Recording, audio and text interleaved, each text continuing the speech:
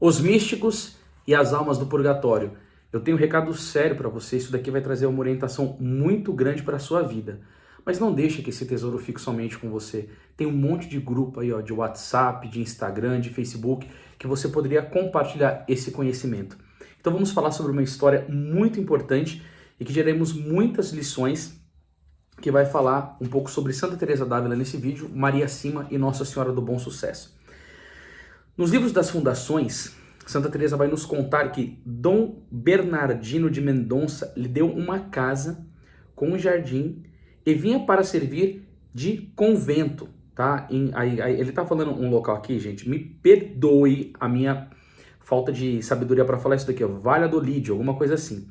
2 meses depois disso, e antes de ocorrer a fundação do convento, este homem que tinha feito a doação caiu subitamente doente e perdeu a fala, de modo que não pôde se confessar, embora tenha dado muitos sinais de contrição. Ele morreu de Santa Teresa dentre em pouco, em lugar distante daquele que me encontrava. Disse-me o Senhor que a sua salvação estivera muito arriscada e que tinha usado de misericórdia com ele por causa do obséquio feito à sua mãe, dando aquela casa para o mosteiro de sua ordem, mas que não sairia do purgatório enquanto não se celebrasse a primeira missa pelo convento. Eu quero colocar 2 questões aqui.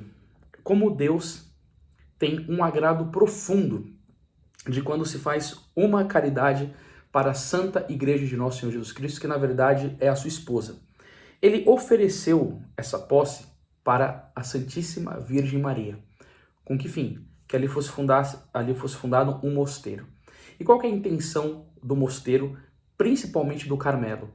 Rezar, fazer muitas orações. E quantas graças que não são derramadas sobre a humanidade, por exemplo, de dentro de um mosteiro desse. Diz numa revelação de uma alma muito santa, acerca de Santa Teresa d'Ávila, que numa oração fervorosa, ela converteu 10.000 protestantes. Então quer dizer, quantos missionários tem que pregar para obter esta graça diante de Deus? E uma alma que estava unida com Deus no mais alto grau de amor, que é Santa Teresa, conquistou isso com uma oração fervorosa. E ela fez isso de dentro de onde? De um Carmelo. E para ser construído um Carmelo precisa de um terreno, precisa de parede, precisa de cimento, precisa de tijolo, precisa de estrutura. E esse homem ofertando isso para a Santa Igreja, e Deus agradando-se dessa oferta para que a glória dele fosse manifestada, porque a glória de Deus é o homem em plenitude. Vai dizer, eu até esqueci o nome de quem dizia isso, acho que era Tertuliano. E como Deus não se alegrará com um coração generoso que, entendendo a vida sobrenatural da igreja, investe das suas posses para ajudar na salvação das almas. E qual que não foi a graça desse obséquio? Aí eu não sabia o que significava essa palavra e procurei, ó. Algo que se faz para alguém desinteressadamente.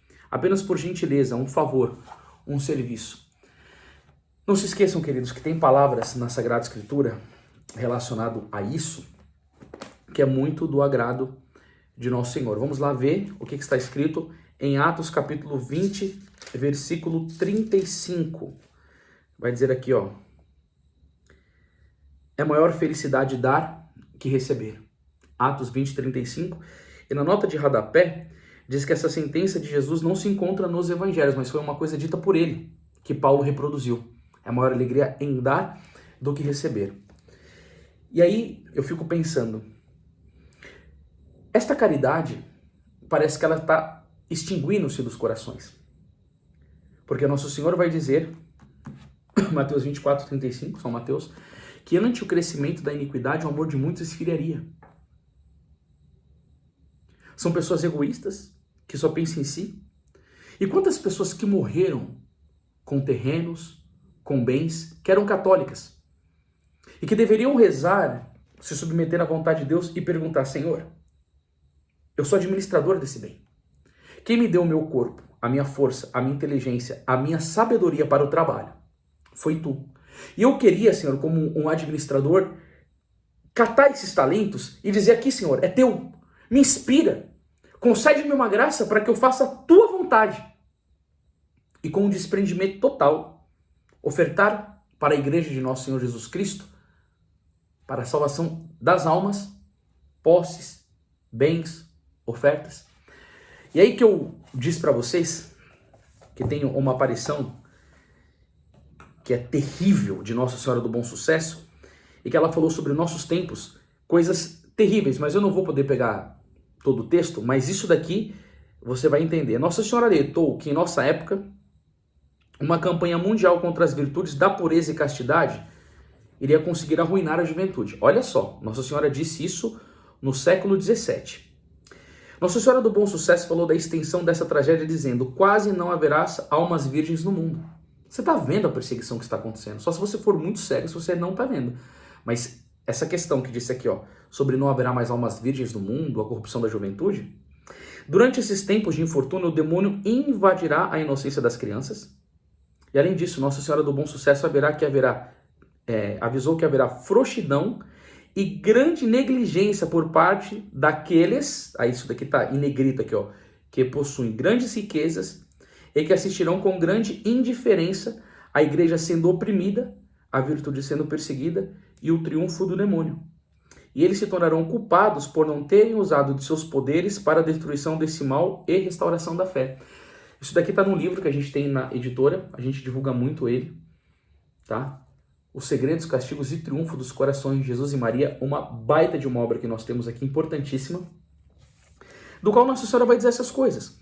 Agora, os que possuem riqueza, eles vão olhar isso com indiferença. Bom, a igreja está padecendo, eu poderia ajudar seminário, eu poderia ajudar na formação. Quantas vezes que eu, na instituição que eu faço parte do Verbo Encarnado, não é porque os padres falam não, viu? É por pura observação. Eles querem fazer o poço para ter água. São coisas básicas, porque eles vivem a pobreza de uma maneira muito concreta, não é que assim, eles optaram, é o carisma deles, não tem essa coisa de ficar com ar-condicionado, é o carisma deles. Mas assim, quartos para construir para seminaristas. Seminaristas aprenderam o quê? A doutrina de São Tomás de Aquino, que é o que o Concílio Vaticano II pede, que é o que a igreja pede, tá? Vida de oração, prática das virtudes, missionários pelo mundo inteiro. Os caras precisam de lugar para dormir. Há tempos atrás eles tinham que ficar imprimindo livro e assim, não tinha nem impressora para isso. Não tinha nem impressora para isso. Dificuldade de construir quartos, de ter lugar para as pessoas dormirem. E aí eu fico olhando, o que custava uma alma generosa, uma pessoa com mais posse, de chegar e falar assim, é para que isso? É para a glória de Deus? É para ajudar a obra? É para ajudar a missão? É para formar bons seminaristas? Vamos lá dar uma força, eu tenho posse, Deus me deu, então eu quero retribuir, eu quero ofertar para a igreja de Nosso Senhor Jesus Cristo. Mas quantos que não pensam em fazer isso? Qual é o nome dessa obra? Instituto do Verbo Encarnado. Se você quiser, entra no YouTube, vê o trabalho deles, e se vocês puderem, ajudem essa obra. Entendeu? Ou obras que você conhece, porque a gente dentro da igreja tem obras sérias e obras que são diabólicas, porque Nossa Senhora em La Salette disse que o demônio Asmodeu iria tomar posse de muitos conventos, e tem muitos conventos que não presta mesmo, vocês sabem disso, entendeu? Mas quando você percebe que as pessoas têm vida de oração, amam a Nosso Senhor Jesus Cristo e poderiam, investir, patrocinar a obra, ajudar para coisa e mais para frente, aí você fica vendo, as comunidades têm que ficar fazendo rifa disso, rifa daquilo, toda hora, que eu não sei o que lá, eles poderiam estar concentrando esse tempo na oração, no estudo e nas missões. E aí muitas pessoas de posse ficam negligenciando. E quem são os que mais ajudam essas obras? São os pobres, que ficam lá com seus pouquinho, de pouquinho em pouquinho, querendo fazer alguma coisa. Agora, o que aconteceu foi aqui o grande resultado. Disse-me o Senhor que a sua salvação estivera muito arriscada e que tinha usado de misericórdia por ele por causa desse obséquio que ele fez a Nossa Senhora. Então você viu, isso daí foi uma graça. E tem uma mística na Igreja Católica, isso daqui foi o Ricardo Pio Maria, a gente vai fazer uma live em breve sobre o purgatório, que 40 almas foram pedir para ela, para que ajudasse a obra missionária da igreja. E que aquilo levava muitas almas do purgatório e fazia muito bem para a Santa Igreja. Porque essa igreja militante que está lutando contra os poderes do inferno precisa dessas coisas. Deus quis que fosse assim. Então, na sabedoria infinita de Deus, é assim, a gente tem que aceitar e se curvar, a sua vontade é perfeita. Mas a nossa vontade também tem que ser generosa. A nossa vontade tem que ser generosa. E como não são as graças? Eu já contei aqui a história de São Francisco Xavier, que um dia tinha um homem pobre e foi pedir uma doação de ajuda para esse pobre. E aí ele foi e deu a chave para o homem abriu o cofre. O São Francisco Xavier escutou do homem, abre o cofre e pega o quanto você quiser. Ele pegou o necessário. Só que quando ele foi devolver o dinheiro para o homem, ele disse assim para o homem: você será avisado 1 semana antes da sua morte e você nunca vai padecer na sua vida dificuldade financeira por causa dessa sua generosidade. Só que esse homem que estava padecendo, ele teve São Francisco Xavier para pedir ajuda para ele poderia pedir para um monte de outros homens. E as almas do purgatório? Sendo que Santo Tomás de Aquino vai dizer que uma caridade feita a uma alma do purgatório, ela é muito maior. Santo Tomás ensinou que orações para os mortos são mais prontamente atendidas por Deus que orações para os vivos. Por quê? Porque elas necessitam muito mais. Elas são muito mais necessitadas, porque o homem pode vir bater na porta de alguém, pedir comida, qualquer coisa que for, ir no farol, fazer uma faixa, por favor, me ajudem, as almas do purgatório. Não. Então por isso que isso agrada tanto a Deus, e Deus como um Deus justo não deixa de recompensar as pessoas que o ajudam. Vai dizer aqui que de tal maneira tinha presente as graves penas desta alma, que apesar do grande desejo que tinha de fungar em Toledo, olha que bonito, deixei isso por então e dei-me toda a pressa que pude para infundar em Valladolid, conforme pudesse. Estando um dia em oração em Medina del Campo, disse-me o Senhor que me apressasse, porque aquela alma estava padecendo muito. Meti mãos às obras e, embora sem grandes preparativos, entrei em Valladolid no dia de São Lourenço. Olha o que o Senhor disse para se apressar, porque aquela alma estava padecendo muito. E aí a gente vê, né? Por que tantas pessoas ficam falando que escutam a Deus, escutam a Deus, escutam a Deus, escutam a Deus? E a maior mística da igreja, o que Deus pedia para ela? Se apressar para socorrer as almas do purgatório. Cadê esses profetas visionários que recebem comunicação de Deus fazendo ajuda pelas almas do purgatório? Por que tantos sacerdotes, leigos, pregadores não fazem isso? Cadê os que ficam escutando a Deus? Ah, o Senhor me deu uma revelação. Ah, o Senhor me deu uma profecia. Ah, eu estou sentindo. Ah, isso eu estou sentindo aquilo. A quantidade de pessoas que fazem apostolado na internet é gigantesca. Mas são poucos os que falam alguma coisa pelas almas do purgatório. Então, calma aí. Se na época de Santa Teresa d'Ávila, que tinha bons costumes, aquele homem passou raspando, você imagina hoje quantas pessoas que não estão necessitando disso. Então Santa Teresa continua a relatar que quando recebeu a comunhão na primeira missa celebrada na casa, a alma do seu benfeitor lhe apareceu com toda a glória e depois entrou no céu. Só para você perceber uma coisa, é isso que vale para os santos. São as almas. Mas eu vou trazer para você um ensino em outros vídeos sobre o que é mais importante. A oração pelos pecadores ou a oração pelas almas do purgatório. Aí você vai ver como isso agrada a Deus.